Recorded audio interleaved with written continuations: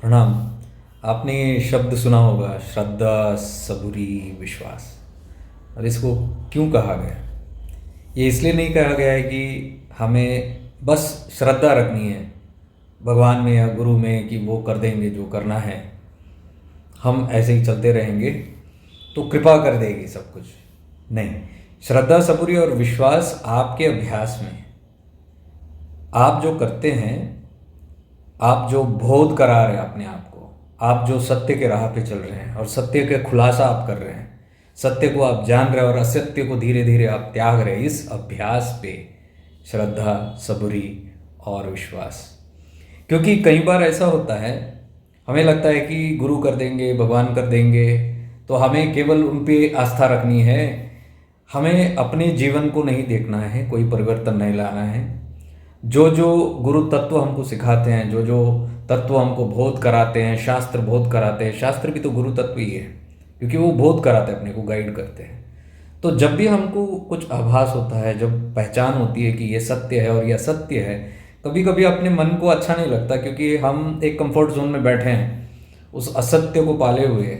जैसे for example मोह है, मोह का बंधन जो है बहुत बहुत गहरा है, ये आसानी से जाती नहीं है। लेकिन जब तक हम सजग नहीं होंगे मोह के प्रति और जानेंगे नहीं कि यही हमारा दुश्मन है, जब तक मोह है संसार के प्रति या असत्य के प्रति, संसार और असत्य एक ही है, जो भी असत्य तत्व पे हमें यकीन है या जिससे हमको मोह है, तो हम सद्वासना की ओर नहीं जा सकते, क्योंकि ये सब विषय वासना है।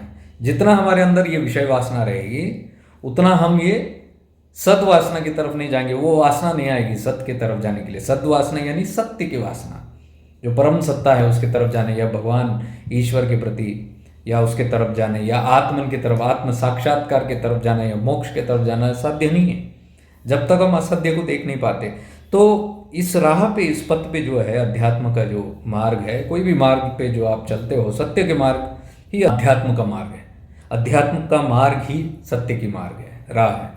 तो जब भी आप चलते हो इस मार्ग पे, जाहिर है कि आपको बहुत सारी चीज़ें सत्य का आभास होना शुरू हो जाएगा, जैसे, लेकिन आपके अंदर क्षमता कितनी है उसको पचाने की, आपकी पचाने की क्षमता ही हम बोलते हैं कृपा। जितना उसको पचाने की आपके अंदर क्षमता होगी, उतनी कृपा आपके ऊपर है। तो उस कृपा पे बरकरार रखने के लिए एक श्रद्धा और विश्वास होती है कि रखनी पड़ती है। क्योंकि श्रद्धा और विश्वास की बात मैं क्यों कर रहा हूँ और सबूरी क्यों कह रहा हूँ, पेशेंस, क्योंकि कई कई बार ऐसा होता है कि हमको लगता है कि हम एक मार्ग पे चले हैं तो हमको सब मिलना चाहिए। क्या मिलना चाहिए? सत्य के मार्ग पे सत्य ही मिलता है, लेकिन हम क्या चाहते हैं? असत्य भी मिले। जैसे हम बोलते हैं कि मोह मेरा बरकरार रहे, इस मोह को हम कोई छोड़ ना पाए, क्योंकि बार बार हमको ये पता चलता है कि मोह ही कारण है और मैं मोह से निकल नहीं पा रहा हूँ, मेरे अपने लोगों से या जो भी चीज़ों से, अपने नाम से, ऐश्वर्य से, या अपने पद से, या अपने लोगों से, या अपने जीव जंतुओं से, या मेरे घर बार से, जो भी है प्रॉपर्टी वगैरह, उसके साथ मुझे इतना लगाव है, ये कैसे मैं छुटकारा पाऊँ इस चीज़ को? तो हम प्रार्थना करते हैं, परमात्मा आप ही कोई रास्ता दिखाओ, ऐसे रास्ता दिखाओ कि हमको इससे छुटकारा ना मिले, लेकिन आपकी कृपा बरसे। अब कृपा तो बरसेगी ही बरसेगी, क्योंकि आप प्रार्थना कर रहे हो कृपा के लिए। और किस चीज़ के लिए आप प्रार्थना कर रहे हो? क्योंकि आप अंदर से तो मुक्त ही होना चाह रहे हो ना इन सब चीज़ों से, लेकिन आप मुक्त नहीं हो पा रहे हो। तो कृपा कैसे काम करती है? कृपा अलग तरीके से ज़िंदगी में ऐसे ऐसे सबक ले आते हैं, जिससे हमको सबक मिलता है कि जो भी चीज़ हम छुए हैं या जिसको पकड़े हैं वो असत्य है। और काफ़ी बार ऐसा होता है कि वो दुख में परिवर्तित होके ही आता है। जैसे आपको लगाव है, मोह है आपके संसार या अपने परिवार जनों के साथ, और आप बोलते हो इसको मैं छूंगा नहीं, लेकिन हे परमात्मा, मैं मेरा पूरा श्रद्धा विश्वास आपके ऊपर है, आप कोई कृपा ऐसे करो कि मुझे मुक्त करो। अब मुक्त किससे कर रहे हैं? एक हाथ से तो आप पकड़े हो, दूसरे हाथ से आप मुक्ति पा रहे हो, तो वो कॉस्मिक इंटेलिजेंस है, परम सत्ता, वो तो कृपा करती है। तो वो अलग प्रकार से फिर आपके जीवन में उस सत्य को इंट्रोड्यूस करती है। जैसे कि समझो कोई क्लेश हो गया परिवार में, या कोई आप जिस चीज़ पर भी श्रद्धा रखे हो, विश्वास रखे हो, जिससे भी मोहित हुए हो, वही आपको धोखा दे दे या वही आपको कोई तरह का पीड़ा दे दे, तो फिर आपको भयानक पीड़ा होती है। फिर पीड़ा के जरिए से आप ये सीखते हो कि ये मेरे लिए ठीक नहीं है। कितने बार होता है ऐसे कि हम सबक सीखने के बाद हमको लगता है कि क्या है दुनिया, क्या है, ये सब असत्य ही तो है, ये सब टेम्पररी है, क्या परमानेंट है इसके अंदर। कितने एग्जाम्पल्स दिखाए आपको, कितने एग्जाम्पल्स दिखाए संसार में कि वो ज़्यादा देर नहीं रहता, जो भी है थोड़ी देर क्षण क्षणभंगुर है, कुछ समय के बाद तो जाना ही है, कुछ नहीं तो मृत्यु तो हमको दूर करेगी उस समय। और हमने अगर मोह को नहीं त्यागा तो मृत्यु के समय बहुत कष्ट होती है। चिदाकाश गीता में भगवान नित्यानंद इसी को तो दर्शा रहे हो, कह रहे कि आपने अगर इस पर काम नहीं किया, अमल नहीं किया, तो फिर आपको जाते समय, शरीर छोड़ते समय बहुत पीड़ा होगी। तो पीड़ा क्या है? वो पीड़ा नहीं है, वो दर्द से भी हम कुछ सीख रहे हैं। कभी कभी मरते वक्त हम सीख सकते हैं कि कुछ नहीं रहा, मैंने इतना सब चीज़ों को पकड़ रखा लेकिन कुछ मेरा नहीं है, तो वहाँ पे भी सीख ही मिलती है। तो श्रद्धा और सबूरी आ गई ना, श्रद्धा अपने भगवान पे रखा, मुझे कृपा करो, ये कृपा ही है। तो वो कॉस्मिक इंटेल जो परम सत्ता है वो आपको सत्य को इंट्रोड्यूस करा के ही रहेगी, ऐसे या वैसे। तो कौन सा आसान है? आप बताइए कौन सा आसान है? एक, मुझे ये बोध हो जाए और मैं स्वयं प्रयत्न करके इन सब चंगुलों से भीतर से छूट जाऊं। अब इसका ये मत नहीं है कि परिवार को त्यागो, दुनिया को त्यागो, अपना काम धंधे को छोड़ो, अपने सब चीज़ों को छोड़ के जंगल में चले जाओ, कोई आश्रम में चले जाओ, कोई गुरु के शरण में चले जाओ। इसका अर्थ ये नहीं है। इसका अर्थ ये है कि आप दुनिया में होते हुए भी अंदर से आप अनक्लस्ट हो, अंदर से आपको छुटकारा मिल गया है, अंदर से एक वैराग्य है। वैराग्य इसलिए नहीं कि आपको उन सब चीज़ों से घृणा है या फिर आपको भय है या फंसने का भय है, ऐसा कुछ नहीं। आपको भीतर से एक बोध है कि ये परमानेंट नहीं है, और आपको भीतर से दिखाई दे रहा है कि चीज़ें कैसे असत्य हैं। तो धीरे धीरे ये मार्ग पे वही होगा, आपको पता चलेगा कि सब कैसे असत्य है। उस सत्य को छोड़ के, उस आत्मन को छोड़ के, परमात्मन को छोड़ के बाकी कोई भी चीज़ स्थायी नहीं है, सब निकल जाती है, आती जाती है, कुछ क्षण के लिए कुछ मज़े दे के चली जाती है, और वो क्षण को हम पकड़ के, उस क्षण को हम खींचने की प्रयास करते हैं, उसी को हम मोह कहते हैं। एक क्षण में जो आपने अनुभव किया अपनों से, एक सिक्योरिटी, एक लव, एक अटेंशन, एक सपोर्ट, जो भी हम कहते हैं उस चीज़ को, हम निर्भर हैं उस चीज़ पे। निर्भर तो आत्मन पे होना चाहिए, लेकिन हम निर्भर हैं इन सब तत्वों से। तो निर्भरता की वजह से आपको जब भी कोई एक सपोर्ट मिलती है, आपको फिर उसकी आदत लग जाती है, एक लत लग जाती है। फिर आप वो क्षण भर का जो आपको मिला है सिक्योरिटी या फिर प्रेम, मोहब्बत या अंडरस्टैंडिंग या सपोर्ट, जो भी आप कहते हो, थोड़े क्षण के लिए जो मिला है, जो आपने एंजॉय किया, अब आप उसको खींचने की कोशिश करते हो। वो खींचना ही हम कहते हैं मोहबंधन। अब आपको लत लग गई है, अब आपको लगता है कि इसके अलावा कोई और सत्य नहीं है, ये अगर निकल गया मेरे लाइफ से तो वो जिंदगी तबाह हो जाएगी, तबाह नहीं आबाद हो जाएगी। लोगों का निकलने से नहीं, उनके प्रति मोह का निकलने से। तो ये भगवान राम का मार्ग है। योग वशिष्ठ की बात कर रहा हूं मैं। दुनिया में रहते हुए भी उस दुनिया की वस्तुओं के चुंगल में ना आना, उसको ये जीवन मुक्त कहते हैं। जीते जी आप मुक्त हो जाओ भीतर से। मुक्ति मोक्ष वो नहीं कि आप बैठ के कोने में बैठ के 4 घंटा या 1 घंटा दिन में, सुबह या शाम को ब्रह्म मुहूर्त में आप बैठ के साधना कर रहे हो और आपको लग रहा है कि अपने आप निकल जाएगी। साधना भी कर रहे हो तो बहुत अच्छी बात है, क्योंकि साधना से यही सत्य खुलेगा। कहीं ना कहीं आपको ये बोध होना शुरू हो जाएगा, जैसे आपकी अवेयरनेस अंदर से जागृत हो जाएगी, विवेक जागृत हो जाएगी, तो भीतर से वही कृपा आपको सत्य का राह पे ले जाएगा। ये सब सत्य का बोध होना शुरू हो जाएगा।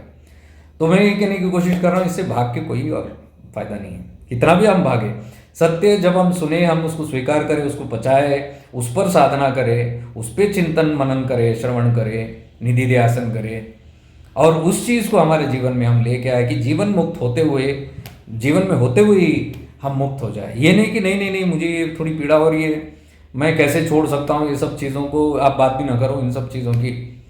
ठीक है, आप ऐसे कह रहे हो तो हम फिर चले जाएंगे किसी मंदिर के या फिर गुरु के शरण में, जो हमको थोड़े दिलासा दे देंगे कि हम हैं, चिंता ना करो। वो तो है ही, और उनकी कृपा क्या लाएगी आगे जाके, कभी ना कभी यही आपको सत्य को दर्शाएगी। वो थ्रू प्लेजेंट रियलाइजेशन हो सकती है या अनप्लेजेंट सफरिंग के जरिए ही हो सकती है। कहीं ना कहीं कुछ भी करें हम, कितनी भी भगदौड़ करें, कितने भी हम सत्य से छुटकारा पाने की कोशिश करें, नहीं हो सकता, क्योंकि सत्य तो आएगा ही, और यही आपका साधना का फल है। कहीं ना यही कृपा है जीवन में, हम कहते हैं। तो इस कृपा को मैं कह रहा हूँ श्रद्धा, सबूरी और विश्वास। एक बार जब हम सत्य की खोज में निकले हैं तो मंथन होना ही होना है, पक्का। ऐसे मंथन होना शुरू हो जाता है कि मन विचलित हो जाता है, तन विचलित हो जाता है, शरीर को अनेक प्रकार की पीड़ाएं होती है, मानसिक मानसिक तौर पे आपको अनेक प्रकार की पीड़ाएं होती है, उसी को मंथन कहते हैं। वो तो शिव ने किया ना। शिव ने क्या किया? नीदर वो जहर को पिया ना थूका। खुद अगर पी लेंगे, इस गम को छुपा लेंगे, इससे भागेंगे तो खुद मर जाएंगे, या इसको बखान करेंगे, बाहर फेंकेंगे तो लोग मर जाएंगे। तो ये जो जहर है, इसको कंठ यानी कि इसको साधना के जरिए आप इसको तपाते हो, विशुद्धि में शुद्धिकरण करते हो, उसका ट्रांसम्यूट करते हो उस चीज़ को, वही शिव तत्व है। तो आज के वेबिनार में भी हम यही सीखेंगे कि भगवान शिव जो हम एक आकृति को देखते हैं वो असली में है कौन, परम सत्ता कौन है, परम शिव कौन है, जो चिदम्बरम रहस्य जो है वो रहस्य क्या है। चित प्लस अंबर, चित प्लस आकाश, चिदाकाश, वही रहस्य है। वो चिदाकाश का तत्व का बोध हमको अगर होना है, जो सत्य है, तो असत्य को छोड़ना ही पड़ेगा। असत्य को पकड़े हुए आप शिव को पकड़ नहीं सकते। और सत्य शिव है, असत्य संसार है। असत्य को पकड़ेंगे तो सत्य कैसे मिलेगा? इसलिए तो भगवान नित्यानंद कहते हैं चिदाकाश गीता में, आपको दो में से एक ही मिलेगा, या तो संसार मिलेगा या मुक्ति मिलेगी। दोनों नहीं मिल सकते, क्योंकि दोनों रात और दिन जैसा है, they are the opposites. Chidakash Gita में देखो वो बता रहे हैं। हम ये सोचते कि संसार में जाके हमको मिल जाए, संसार के जरिए से मिल जाए। संसार के जरिए नहीं मिलेगा आपको, संसार में आके, संसार के माध्यम से आपको, जैसे गुरु भी संसार में होते हैं, उनके माध्यम से आपको संसार क्या है इसका बोध होता है, जिसकी वजह से आपको छुटकारा मिलती है संसार से। इसका अर्थ है कि संसार में आके ही आपको मिलेगा। मंदिर में आप जाते हैं, चिदम्बरम है चिदाकाश का, आप वहाँ जाते हो, वहाँ जाके मुक्ति मिल सकती है, क्योंकि वहाँ जाके जब आप उस चीज़ को जानोगे, उस स्थान का महिमा क्या है, उस रहस्य को जब आप पहचानोगे, तो आपकी आसक्ति छूट जाती है संसार से। तो संसार में भी मिल सकता है, संसार के मंदिरों में, संसार के गुरुओं के आश्रम में, गुरुचरण में, गुरु के वाक्य में, या फिर शास्त्र के वाक्य, इसमें शब्दों में मिल सकता है। ये सब संसार में तो फैले हुए हैं। तो संसार में हम मिल सकता है, हमें सत्य मिल सकता है, लेकिन हमको सही दिशा में जाना पड़ेगा, सही तत्वों को समझना पड़ेगा। संसार में आके असत्य को खोजेंगे तो क्या मिल सकता है? मुक्ति नहीं मिलेगी। संसार में आके आपने नाम रूप को ही पकड़ लिया, नाम रूप के परे है वो, आपने मूर्ति को ही पकड़ लिया, तो थोड़ी मूर्ति में आपको मिलेगा। मूर्ति के अंदर जो चेतना है वो दर्शाने के लिए आपको मूर्ति दिया गया, ताकि मूर्ति को देख के आपके अंदर कुछ प्रकट हो, आपके अंदर वो जिज्ञासा, आपके अंदर वो अवेयरनेस खुल जाए, वो तत्व खुलने के बाद ज्ञान हो जाए, और आप उसके भीतर के चेतना का जो महत्व है उसको समझे और उससे एक हो जाए। इसके लिए मंदिर या मूर्ति आए, और गुरु का शरीर भी उसके लिए आए। इसके लिए नहीं कि गुरु के शरीर के मोह हो जाए। गुरु के शरीर को आप देखते हो, क्योंकि हमको तो आदत है शरीर के साथ मोह, सब बंधन शरीर से तो है, तो गुरु भी शरीर बन लेके आता है। तो एक बंधन तो जुड़ता है, पहले तो जुड़ा होती है, लेकिन उसका मकसद, गुरु का आने का मकसद यह है कि उनके भीतर जो चेतना है उसको आपके भीतर की चेतना से जागृत करे। आपके शरीर के अंदर भी चेतना है, जैसे गुरु के अंदर की जो चेतना है उनके शरीर के अंदर वो जग गई है, जागृत है। तो आपके अंदर की चेतना को जगाए वो गुरु है।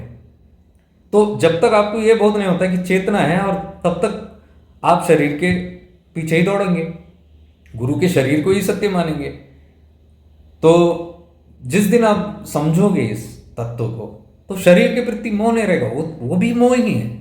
गुरु के प्रति मोह भी सांसारिक मोह ही है, क्योंकि गुरु का शरीर जो है वो संसार में है। आप संसार के तत्वों से, जो पंच महाभूत से बना है, उस चीज को पकड़ रहे हो, और पंच महाभूत भी सत्य नहीं है, वो भी पिघलेगा, वो भी असत्य में आता है, वो भी माया में आता है। तो आपने किसको पकड़ा है? शरीर को पकड़ा है। तो क्या वो सही रास्ता है? नहीं है। आपको लग रहा है कि आप सही रास्ते में चल रहे हो, आपको इंट्रोड्यूस किया गया वो तत्व के प्रति आने के लिए एक आदर हो, एक रिस्पेक्ट हो, एक बॉन्ड जुड़े उसके साथ, ताकि आप समर्पित होके उसके भीतर की जो ज्ञान निकलता है उसको आप समझ सको। उसके लिए ही समर्पण होता है शरीर के प्रति, ये नहीं कि शरीर के पीछे दौड़ने के लिए। तो जैसे ही ये बोध हो जाता है, आपको शरीर के प्रति जो मोह छूट जाता है, आप समझ लेना फिर आप सही रास्ते पे हो। कोई भी मोह आपका जब छूटता है, किसी भी शरीर या किसी भी वस्तु संसार के जब आपको छूटता है और आप जितनी आपके अंदर की चेतना में आप ज़्यादा अवॉइड करते हो, ज़्यादा सजग हो के आप उस तत्व को पकड़ते हो, तो समझ लेना आप सही मार्ग पे चले हो। भीतर ही गुरु है हमारे, भीतर ही शिव है हमारी, वही सारा रहस्य है, चिदंबर रहस्य। तो आज के वेबिनार में हम देखेंगे इस चीज़ को, आप समझेंगे और प्रैक्टिस करेंगे और एक्सपीरियंस करेंगे। ये नहीं कि हम किसी के कहने पे जाए, नहीं, उसको समझेंगे। कृपा से अरुणाचल में हूँ अब मैं, अरुणाचल तत्व है, गुरु तत्व है, उनकी कृपा से, शिव की कृपा से हमको ये एक्सपीरियंस भी हो सकता है। क्योंकि एक बार एक्सपीरियंस हो जाए तभी ये घूंघट का पट गिरेगा। घूंघट का जो पट है, जो चिदंबर मंदिर को ढकता है, उसके पीछे जो आकाश तत्व है, कोई लिंग नहीं है, कोई शिवलिंग नहीं है। जानबूझ के वहाँ शिवलिंग नहीं है, क्योंकि हम रूप को पूजते आए हैं। तो अंतिम पड़ाव जो है, जो राइप सीकर्स होते हैं, जो तैयार है, परिपक्व साधक हैं, वो जानेंगे कि रूप में नहीं है कोई चीज़ में, उसके पीछे जो एम्प्टीनेस है वो है। वो तत्व निराकार निर्गुण से जहाँ वस्तुएं आती है, आप फिर उस चीज़ों को छोड़ते हो, तत्व को निर्गुण निराकार के अंदर प्रवेश करते हो, फिर आपको परम शिव की कृपा ही है। क्योंकि परम शिव की कृपा से ही आपको ये बोध होता है। तो आपके अंदर अगर ऐसी जिज्ञासा भी है सत्य को जानने की, खोजने की, और आपके अंदर वो साहस भी है अगर सब असत्य को छोड़ के केवल वो सत्य को पकड़ने की, तो समझ लेना वो शिव की कृपा है, असीम कृपा है। तो दोस्तों, ये अगर आपको ठीक लगे तो आप इस पर अमल करना, वीडियो को और एक बार देख लेना चाहे तो, और अमल करना इस चीज़ को सत्य के राह पे। ये हमको हमारे भीतर श्रद्धा, विश्वास और सबूरी, ये तत्व पे अगर आप चल रहे हो तो मैं आपको गारंटी देता हूँ कुछ समय में जैसे आप चलते रहोगे, धीरे धीरे सब खुलासा होके आप मुक्त होना शुरू हो जाओगे। भीतर से आपको आनंद, भीतर से आपको तृप्ति, भीतर से वो आपको शांति असीम, जो कोई पैसा, जो कोई तत्व खरीद नहीं सकता, वो मिलना शुरू हो जाए। क्यों? आपने सत्य के मार्ग पे चलना शुरू किया। तो वो सबूरी, वो श्रद्धा और वो विश्वास जरूर रंग लाएगा। अगर आपकी साधना इस ओर है कि असत्य को छोड़ के जो भी सत्य है, केवल मैं सत्य को पकड़ूंगा, only the seeker of truth, और वो समय लगे, भले ही मुझे थोड़ा खराब लगे, भले ही मेरे मन को ये ठीक ना लगे, भले ही पीड़ा हो, मंथन हो, ये सब सुन के कि मैं असत्य को पकड़ा हूँ, कितना कंफर्ट जोन मेरे टूट रहे हैं, थोड़ी पीड़ा होती है, वही उसी को तो तपस्या कहते हैं। उस तपस में अगर आप रह गए श्रद्धा, सबूरी और विश्वास से, तो कब पक्का आप एफर्टलेसली फिर मुक्ति की ओर जाओगे। उसके बाद कोई साधना नहीं होती है, उसके बाद कोई प्रक्रिया नहीं होती है, उसके बाद केवल जो आप अनुभव कर रहे हो मुक्ति, उसी को पकड़ के आप चलते हो। फिर आप कोई भी चीज़ जो उसके अंदर तैर रही है, उस आपके चिदाकाश के अंदर जो तैर रही है, उसमें आपको कोई इंटरेस्ट नहीं होगा। भले ही वो कितनी ही डिवाइन टॉपिक्स हो, कितनी डिवाइन तत्व हो, कोई भी शास्त्र हो, कुछ भी हो, आपको फिर लगाव नहीं रहेगा, क्योंकि आपने सही तत्व को पहचान लिया है। अरुणाचल शिवा, मैं अरुणाचल तत्व से, अरुणाचल तिरुवन्नामलाई से ये वीडियो बना रहा हूँ। उम्मीद है कि हमको ये बोध हो जाए और शिव की असीम कृपा हम सबके अंदर बरसे। अरुणाचल शिवा।